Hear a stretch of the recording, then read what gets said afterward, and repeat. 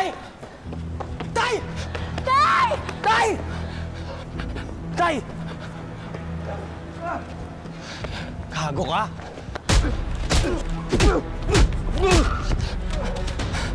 Andrea! Andrea, anak! Anak, ano nangyari? Ano nangyari? Tatay! Huwag yung papakawalan yan, ha? Manuel! Manuel! Manuel! Manuel! Manuel! Tulong! Selma! Kala mo, ha? Selma! Ano ba yan? Manuel! Manuel! Manuel! Manuel! Manuel, mamising ka! Manuel! Tabi! Tabi! Alis dyan! Tabi! Manuel! Let's go! Ano nangyari? Tay! Ano nangyari? Tay! Tay! Huwag ka nga lumapit dito! Manuel! Anong nangyari kay Manuel? Sagasaan ko ng motor. Tulungan mo ako. Sige na. Manuel, ano, stay awake. Tulungan mo ako. Tulungan mo ako, anak. Siguraduhin mo hindi makakatulog. Dad mo. Dad, don't sleep. Stay with me, Dad. Dad, please. Manuel, sandali lang. Hello, Miles. Miles, emergency. Si Manuel. Si Manuel, nasa kasama mo ito. Oo. FMP. FMP. Flamas Meat Products. Dadalhin ko dyan. Dyan. Isapos ko dadalhin. Dok, balisong po yung ginamit pang saksak. Yung suspect po na sa residyo na sa Santa Filomena. Please, Dr. Sembrano for medical exam. Prep the patient for OR now. Move!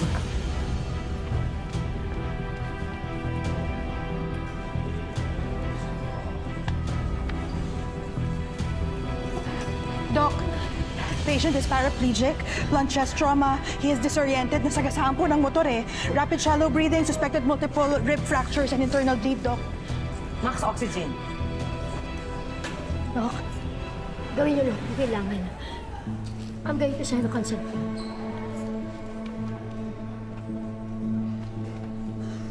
Absent breath sound. Right lung. Prepare chest tube tray. Get to large bores. IVs.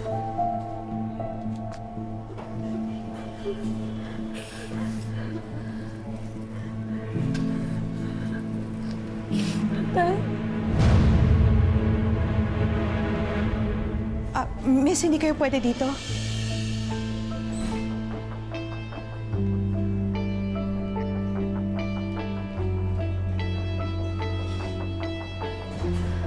Manuel, huwag kang lalapit. Huwag kayong lalapit ng mga anak mo. Pwede ba, Hazel? Tumigil ka muna sa pag-angkin kay Manuel. Nasa panganib yung tao. Ma'am, I'm really sorry, pero immediate family members lang po ang pwede talaga dito.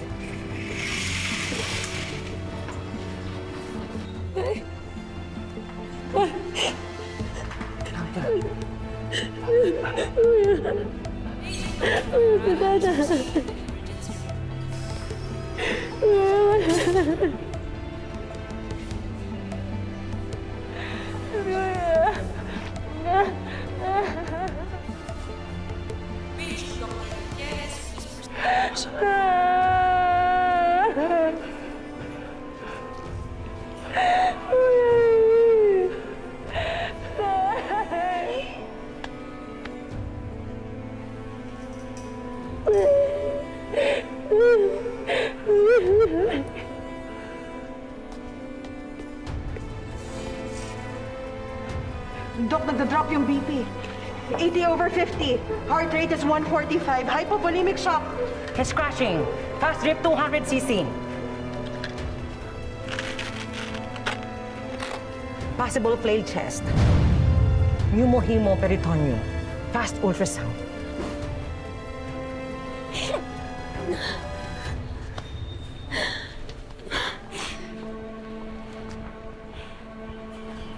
Kayo, anong ginagawa niyo pa dito, ha? Wala kayong karapatan. Umuwi na kayo! Huwag mo akong duduruin. Ayaw umalis. Etong kabit ng asawa ko, tingnan nyo. Ang kapal ng mukha. Pinagsisiksikan ang sarili niya dito. Kabit lang naman siya.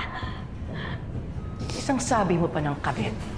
Kakalimutan ko na nandito tayo sa hospital. Kabit. Kabit. Kabit. Kabit. Ano? I'm not here. I'm not here, please. Iwi mo na yung nanay mo. Tama na, Nay. Hayaan mo na.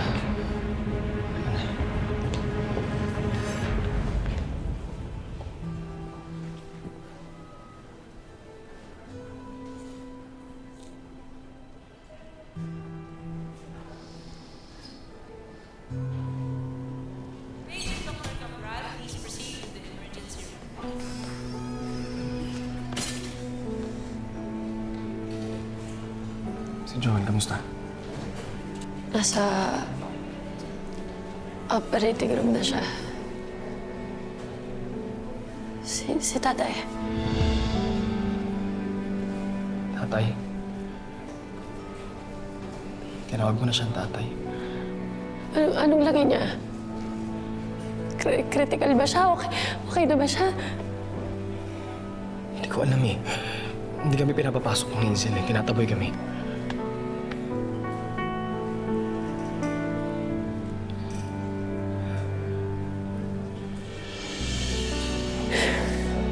Ganda.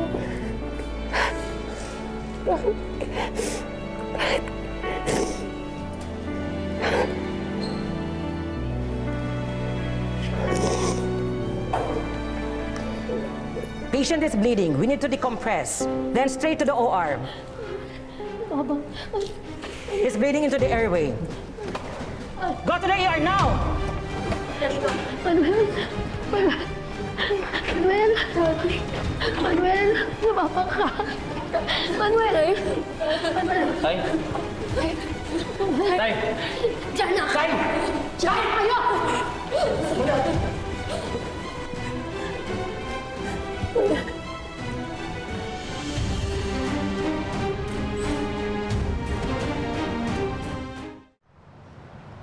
Pareho po kaming nag-invest ni Sunny Menyel sa lending company ni LVOA. Parehas po kaming na-scam. Bunso, tama na. Ayaw talaga namin sabihin sa'yo dahil ayaw namin mag-alala ka. Inooperahan siya ngayon. Joel. Pinagtanggol Tatawagan kita kapag may balita na. Sana, anak. Magtiwala lang tayo. Magdasal tayo sa Diyos. Balisong. Sige, anak. Bye-bye. Pero napulot din niya. Sinaksak niya si Joel. May isa pang biktima. Tatay ko ba? Jessica, Hindi ko yung sa amin. may balita na ba? Wala po ako natumba ako. Wala Tapos po. Nasa OR pa rin po si Dad. Sumubok yung pigilan sa amin. Tapos, binangga ko yung kasaan pa po. Dito, Velma.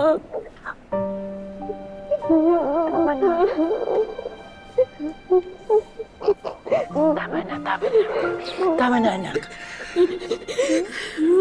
Yung nangyari po kanina sa office niyo, Tita Velma.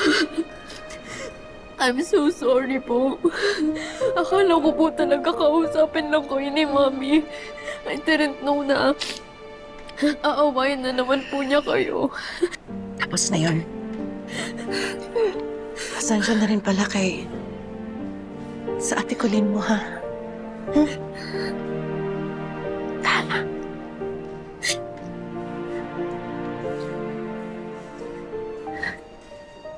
Jessica, I'm sorry. Alam ko, hindi naging maganda yung una nating pagkakakilala. I'm really sorry. Baka pwedeng kalimutan na natin lahat ng yun.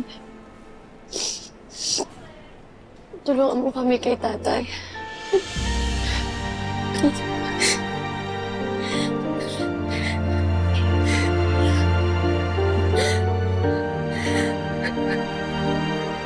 Maawa naman kayo sa nanay ko. Maawa naman kayo sa amin. Diyan na kayo sa pamilya niyong walang kwenta. Magsama-sama kayo sa impyerno. No? Being hurt doesn't doesn't give you the right to disrespect others. Please, for God's sake, we don't need negativity right now. I don't care about him that. Kaya pala may something sa'yo. May pa-Jane-Jane pa kayong nalalaman?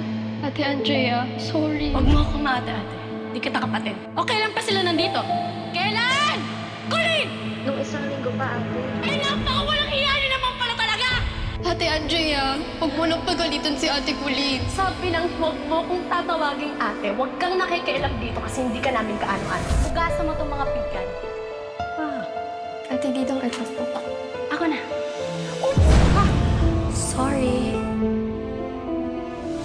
Babalik ako sa bahay. Pero malis muna kayo ni Jessica. Ate, pinayagan naman kami ni Tita Felma magstay. Maayos naman nakikipag-usap sa'yo si Daddy, ah. Why can't you meet halfway? Sino ka para turuan ako ng gagawin ko, ha? Anak, magaling sumagot. Dad, nakakapiko na kasi. You've been humble and apologetic for the longest time. Pero ang tigas-tigas pa rin niya.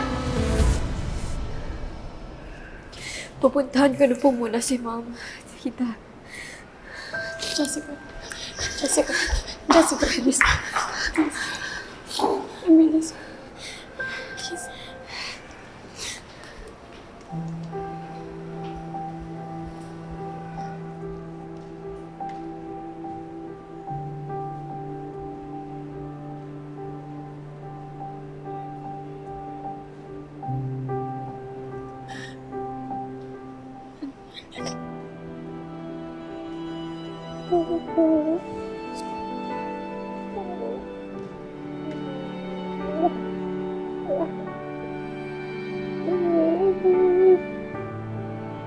Nanganganib ang buhay ni Manuel, Miles. Dahil doon sa anak niya sa labas na scammer. Kung tutuusin, dapat managot yung babae yun sa nangyari kay Manuel. Come on, Hazel. Nobody wanted this to happen. Look, yung Andrea na yon, biktima lang din nung lending company. Pati yung kaibigan niya o boyfriend ba niya yun? Ano lang yun, nadamay lang. Hindi siya biktima. Kasalanan ko ba kung tatanga-tanga siya? Kung nauto siya ng easy money na yon, at wala akong pakialam doon sa lalaki niya. Ang importante lang sa akin ngayon, si Manuel. Miles, hindi ko alam kung ano mangyayari sa akin. Pag nawala si Manuel, ayoko mawala si Manuel. Don't think that, please. Hazel.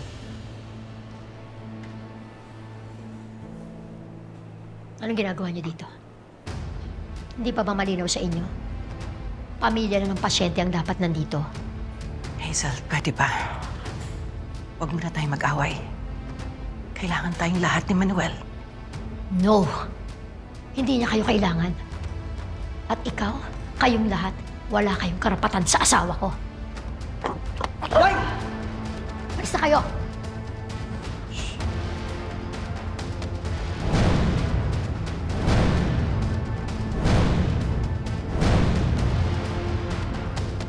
Ba't kayo nanunulak? Gusto niya? Pakaladkad ko kayo sa guard?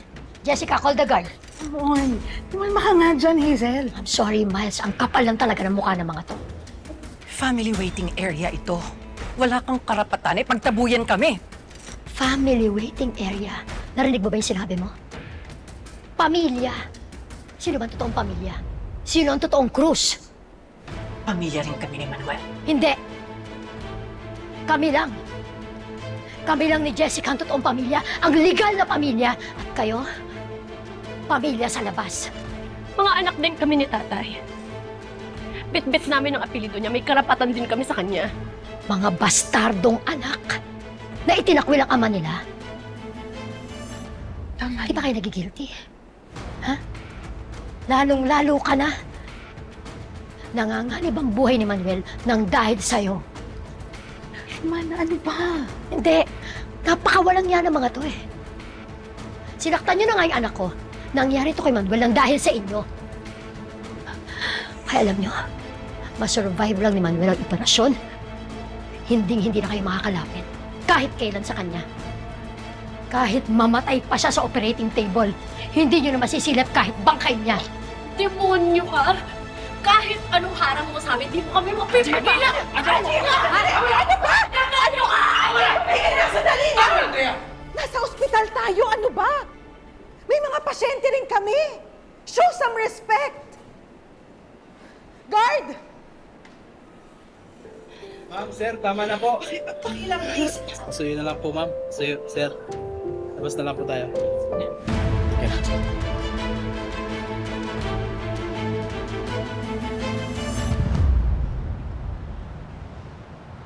Nurse Mags, nakikiusap po ako sa inyo. Pwede mo kami paalisin? Kahit sa hallway na lang ho kami magstay. Please understand. Nasa ospital tayo eh. We have our rules here. Hindi naman pwedeng disregard lang yung mga yon. Promise ho, di naman ako kami manggugulo. Hindi. Nanggulo na nga kayo, di ba? Pasensya na. Hindi ko talaga kayo mapapagbigyan. Nurse Mags, sige, nakikiusap lang ako. Huwag na natin ipilit. Pwedeng pakiusap na lang. Pwede bang balitaan niyo kami pagkatapos ng operasyon? At pwedeng makahingi sana kami ng update sa kalagayan ni Manuel. Ma'am, I'm really sorry. Pero patient updates can only be released to the family members. Pero huwag kayong mag-alala, ha? Kakausapin ko si Hazel. Yun lang, hindi ko siya mag-wrap sa inyo, ha? I'm really sorry. Please excuse us.